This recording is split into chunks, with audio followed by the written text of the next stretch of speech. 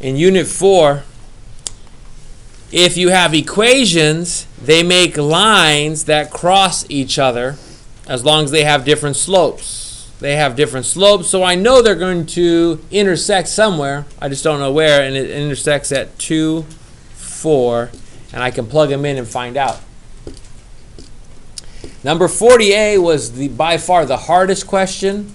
What I want you to know about 40A is that the answer actually comes out to a fraction, and there will be nothing that has you graph that comes out to be a fraction on your test. This is more like an honors type of question. I want to say that for the record. For my normal student, for most of you who are in here, don't worry about doing something like this. But if you feel like you are an honors kid and you're going to try to go for that, this is something you should be able to do. Okay. What I did in it is I turned this into y equals mx plus b, and I graphed it. I turned this into y equals mx plus b, and I graphed it, and then I saw that it didn't go through exactly a point.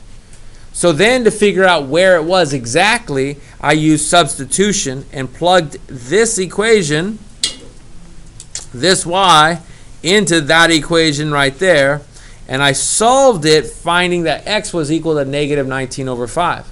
Once I found that, then I plugged that into one of the equations, and I simplified that using my calculator in fractions. So very ugly answers, negative 19 fifths and negative 8 fifths, or negative 3.8, negative 1.6 are the answers. If I'm just curious how many of you actually got that in this class? 2? Perfect. That sounds about right. Maybe. I thought there would be about 5, to be honest with you, but that's okay. I'll take that. 40B. The two lines in 40A have another special property. What is it and why? They are perpendicular. The slopes are perpendicular because their slopes are negative reciprocals of each other. If I box this slope and box this slope, one's a 2, the other one's a negative 1 over 2. Not only are they reciprocals, they're also different signs. They're perpendicular because the slopes are negative or opposite reciprocals. When I was stamping homework, a lot of you, I was looking at these graphs and I said, where's your shading? Don't forget, with an inequality, there are an infinite number of answers. On half of your graph should be shaded. When you graph something, we should be shading either one side of the line or the other. And so as you subtract 2x from both sides and divide by negative 3, which flips this inequality,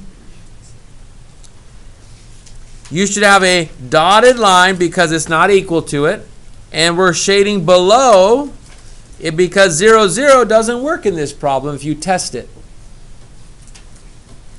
I should be shading below. The mouth's eating the x too, by the way.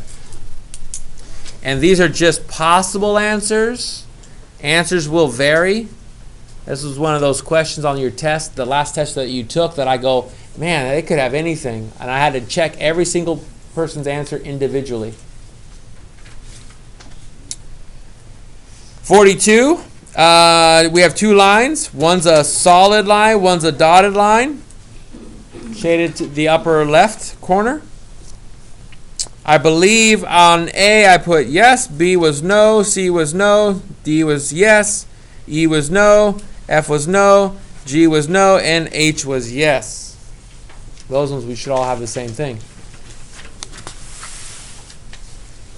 Then I saw a lot of people on 43 have issues with 43. So let's talk about what this is. Plan A. $40 per month as a flat fee no matter how many minutes are used. So here's plan A. $40. If I use 0 minutes, 100 minutes, 200 minutes, 300 minutes, doesn't matter. I pay $40 flat rate. Then there's plan B. $15 per month plus 10 cents for each minute used. So I started plan B at $15, which is in between the 10 and the 20. And then what I decided to count by was hundreds. It made it more simple for me to figure out when is it better to be one or the other. With 100 minutes, I pay, times it by 0.1, I pay an extra $10, from 15 to 25. 200 minutes, I'm paying an extra $10 than that, 35. 300 minutes, I pay an extra $10 than that, I'm paying 45. So I actually know where the break-even point is. I know if I use more than 200 something minutes, then I should use plan A will be cheaper. If I use less than 200 minutes, plan B would be cheaper. It depends on how many minutes you use. Which is cheaper for Sue, who talks 200 minutes a month, and why? So here's 200 minutes. This is below that one. And this is the whole reason we asked you these kinds of questions on the last test. Is this question above? Is this question below? Is this point above or this one below? Are these solutions? And so for 44, you should have got true, true, false, true, true, true. Any questions on those?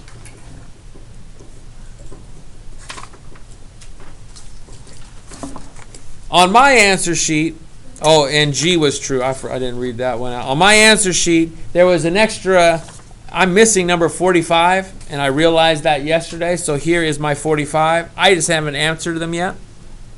Let's go ahead and do that real quick so that I have the same answers as you. F of x. Here's what the weird part. They have this x is less than 1. So here's this. I'm going to put a dotted line right there. And I'm going to put, here's 1. And here is x is greater than 1 on this side. And x is less than 1 on this side. When x is less than 1, covering it up. When we're on this side, let me put the g of x here.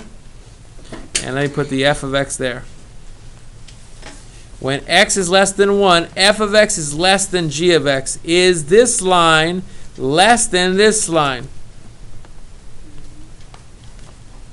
I'm getting true. I zoomed in way too much for that. Let me zoom out a little bit.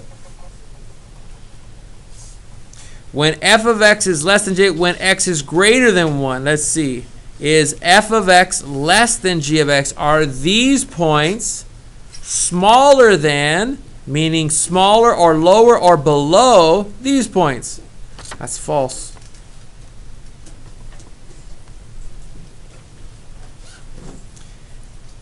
F of x is greater than g of x when x is greater than 1. Here's x is greater than 1. Is f of x on top of the g of x one? Are these higher than those ones? That's true.